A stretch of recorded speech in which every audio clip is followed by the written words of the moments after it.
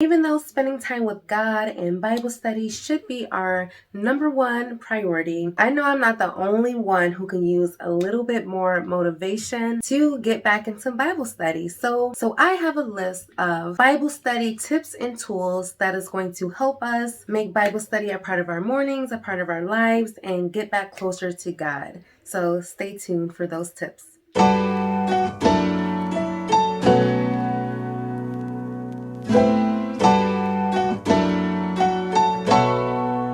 Hello, my sacred sisters. If you're new here, welcome. My name is Maggie, and I do all types of self-care, spiritual care, and skincare type of videos. So if that's something you may be interested in, I would love for you to stick around by hitting that subscribe button so that you never miss another upload. But if you're here just because of the title, then yes, I understand. I know a lot of us have definitely been trying to get back into our spiritual journey and really building that relationship with God, right? So yeah, today I put together a quick little list of Bible study tips and tools that is going to help us do just that. So let's go ahead and jump right in. So my first tip is to understand your why. Why is it that you want to get closer to God? Why is it that you want a Bible study? Why is it that you want to, make it a part of your life? Obviously, we know that answer, but I want us to really have a more deeper approach to it, if that makes sense. Maybe, of course, you want that relationship with Him. Maybe you want to develop more peace and more patience, and you want to really make it, start to make it a habit and a routine, okay? That's definitely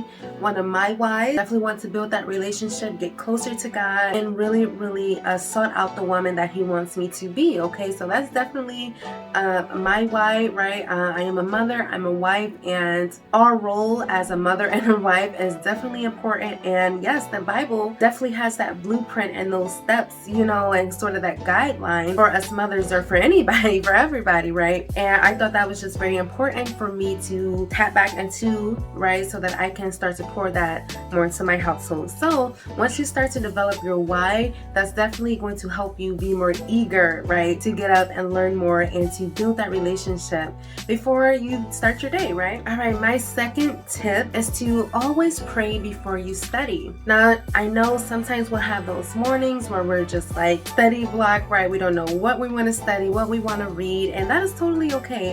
Yes, it's good to have a plan.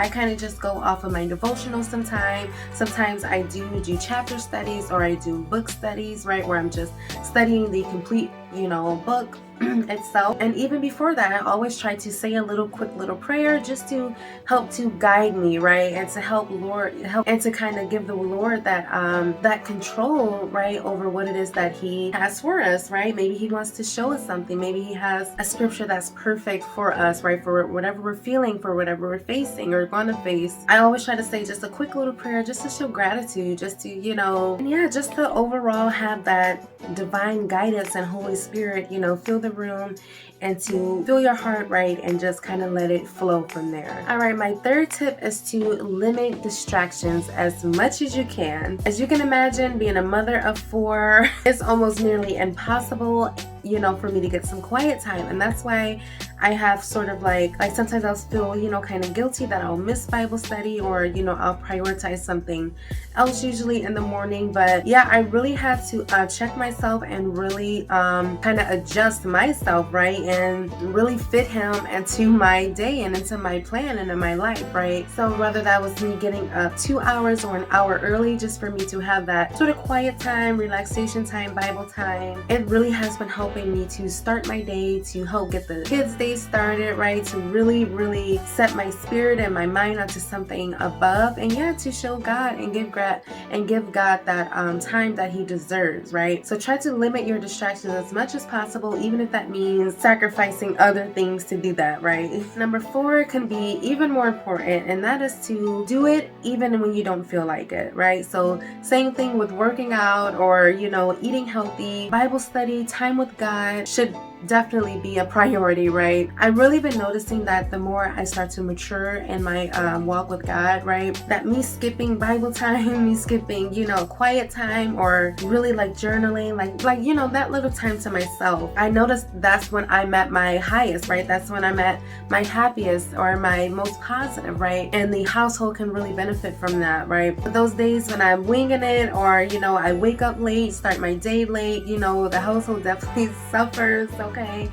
I know I'm not just this monster, you know, running around the house, right, running through the house, but it's definitely a big difference in my spirit when I decide not to spend that quality time like he deserves, right? So I suggest that we do it even when we don't feel like it, and really give God that time that he deserves, okay? All right, my fifth study tool is to have a designated spot. I don't care if it's in your basement, I don't care if it's in your car, I don't care if it's in your closet. Like, I had to set myself up literally in my closet. I definitely utilize this whole entire space as kind of like my quiet time, my closet, my Bible study room, you know, my filming room. I love to film in here as well. And yes, this is definitely my quiet space. Everyone knows to find mommy in here. This is the first place they go to look. And yes, this is definitely my spot when I just need quiet time, when I need to literally escape. I have a lock on the door and I can literally just lock myself out from everybody just for those couple minutes, you know. Definitely don't want to keep the kids locked out. But I think really finding that quiet space where the kids and that hubby can really understand, like, okay, can I please just enjoy this, you know, time? Can I please just have a little bit of time to myself to spend with God? I really think they will understand. And yeah, if you don't have a quiet space now, I really encourage you to really think about some spots in your home that's not really being utilized, that would really be great to turn into like a prayer room or a prayer closet, you know, war room, whatever you want to call it. I really encourage you to do that if you don't have one already. All right, number 6 is 5 minutes is better than none at all. Like I said, even with those busy mornings, I almost always try to find some type of source, some type of sermon, some type of daily devotional that I can just dedicate to God, right? And yes, my goal is usually 30 minutes to an hour. I usually don't count. I just kind of go through the motions. You know, I read, I write, listen to music, listen to sermons. It's kind of all in one, and then I look at the clock and it's an hour, 2 hours, even 30 minutes later, you know, and that's enough, you know, to fuel my soul. Even though you can never have enough, you know, of God's word and his teachings, I'm just saying at least 5 minutes, 3 minutes, you know, just to say thank you, God, for waking me up, being grateful for the day, you know what I'm saying, and everything that's in it. So again, I know we're busy moms, I know we're busy wives, and we had careers and school and all of that, but honestly, how can we even get through all of that without him? You know, without God? So we might as well spend a couple minutes with him anyway, and let him start our day with us. Number 7 is to be consistent. So once you found out your why, you have a designated spot, you're limiting your distractions, you know, you're putting 5 to 5 plus minutes into it. Now it's time to be consistent with all that. So now it can become a habit, right? Now it can become a part of our daily life and our daily routine, right? And be a part of our lives. So being consistent is very important. We definitely don't want to have Bible study or start, you know, chapters or, you know, join groups and things like that, and then don't follow through, don't finish the chapter, don't finish the book, you know. I'm definitely starting to learn that as well, you know, how to be more consistent, how to be more mature in my Bible study moments, okay? So definitely be consistent, and you will be surprised where the word and the studying can teach you and where it can lead you. Number 8 is to be flexible. Again, us busy moms, I work midnights, you know, I've been working midnights for years, and I definitely had to adjust my Bible study schedule. Sometimes I can't, even though sometimes when I do come home, I, you know, work out, I try to do a little Bible study, things like that. But those days when I'm just super tired and I come home and I pass out, I'm definitely flexible when it comes to that, right? So I might do it in the afternoon, or as soon as I wake up from my nap. I might even sometimes I do a lot of my Bible studying at night. At my job, it gets really quiet, it gets really boring at my job. So that's like the perfect time for me to have some little studying, to have some sermon moments, some studying, journaling time as well. So yes, always be flexible. Don't ever think like, oh, I can't get up in the morning, so I can't get Bible study in. No, make time for God any way that you can, okay? And number 9 is to don't get overwhelmed. Again, I know Bible study can be intimidating, especially when you don't really do it. You don't really know where to start. You probably haven't read a Bible or picked up a Bible in years, and that is totally okay. The Bible is just the teaching of his word, right? The Bible is just filled with stories and, you know, teachings and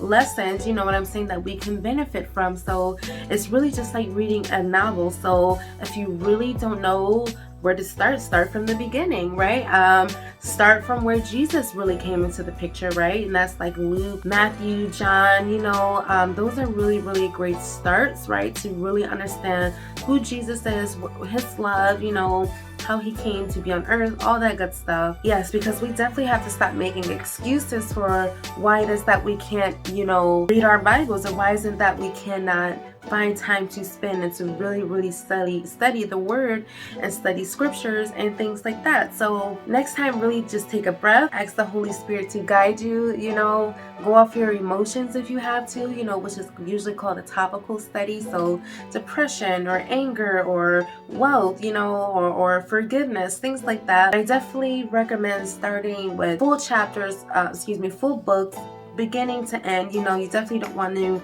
make topical study, your main focal point, even though that's great. It's definitely important to really dive into the word and full books and all that good stuff. So let's go ahead and get into some tools that I think could be helpful as well. So my first tool and resource that has really been helping me with my Bible study is some type of concordance.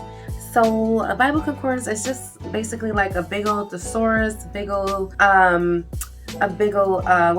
those called?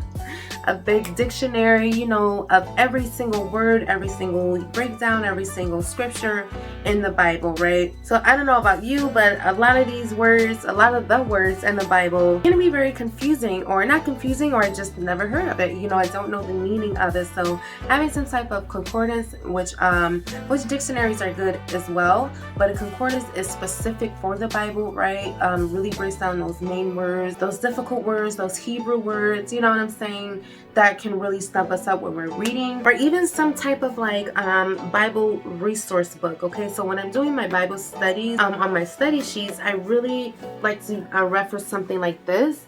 It's a Bible source book, and I love it because it explains the who, the what, the where, the why, the how, of each book in the Bible. So in Ephesians, Ezekiel, and Esther, Chronicles, it really breaks down who wrote it, when it was written, some really amazing facts and viewpoints and references in there as well. So yes, something like this. And guys, can you believe I found this brand new for 50 cents at my favorite thrift store that I always rave about? So almost all my books are from the thrift store, and I'm always finding some type of amazing Bible reference book, really great devotionals, Bibles, all that good stuff. So my next tool that is really great to have when Bible studying is some type of journal. Now I rave about journals all the time. I have all types of little cute journals. I love to get them from Marshall's, from Burlington, Target, literally. I probably have a Bible from every little store like that, honestly. And that's because I love to write, I love to journal, I love to brainstorm, I love to brain dump, so journaling is always great for when you're Bible studying. Of course, you want to write down scriptures, references, things like that. And that was my go-to before I started to use my my actual study sheets. My journal was my go-to. So yes, any type of journal is really great to have on hand. My next tool is some type of study Bible. So yes, normal Bibles are good, but they have so many more different Bibles online that is more modern text, that is more that can break it down even more. This one's not really a study Bible, but I love it because it does have really wide margins. I love this one because this is a coloring Bible. As you can see, I rave about this all the time, and coloring my Bible has definitely been my new obsession, Yes, any type of study Bible that can have kind of like 2-in-1, you know what I'm saying? They have those really everywhere, but I just wanted a normal Bible that I can highlight, that I can possibly pass down to my girls, once it's all studied through and highlighted and all that good stuff. So some type of study Bible can definitely help you as well. Next, my favorite part, and that is highlighters and pens and different little markers. And I have all types of stores I find on all of Amazon and from Walmart. You can never go too wrong. As you just saw, my Bible is full of little sticky notes and highlighters and doodlings and scripture writings and all that good stuff. So that always comes in handy, especially if you want to make your Bible more prettier and have more fun while you're studying as well. Alright, next up are some little study tabs. I really love these little sticky notes and tabs. I love to study these in my Bible, especially when I just want to kind of highlight different scriptures and I don't really want to doodle or write, you know, necessarily in that spot in my Bible. I'll definitely use these tabs. These definitely come in handy, and they just make your, and I just think they make your Bible, you know, so much more pretty and, you know, just like studied in and things like that. They definitely come in handy and pull out, you know, I like to pull out the highlighted scriptures or the scriptures that really stuck out to me the most. That's what I love to use those for as well. And last but not least are some study apps, some Bible study apps. So Bible Hub is a really great one of mine. I have a really pray.com is another one that I really love. The app the app itself, it has daily devotionals. It helps me with my nighttime scriptures. It's just a really amazing app. It sets reminders for me to read, to study, things like that. And then Bible Hub is just really great. Again, if you can get your hands on a study Bible or a dictionary, or, you know, Bible Hub is just really great for studying and just using as a reference overall. So those are just some of my Bible study tips and tools that I definitely take account for every day, which makes me get up every morning to want to Bible study and study my Bible, spend time with God. So yeah, I really hope these tips were helpful. I really hope these help to motivate us, right, and to actually get up and to use these tips and tools, right? So again, I really hope this was helpful. I love you guys so much. Please do not leave without hitting that subscribe button, and I will see you in another video. Peace.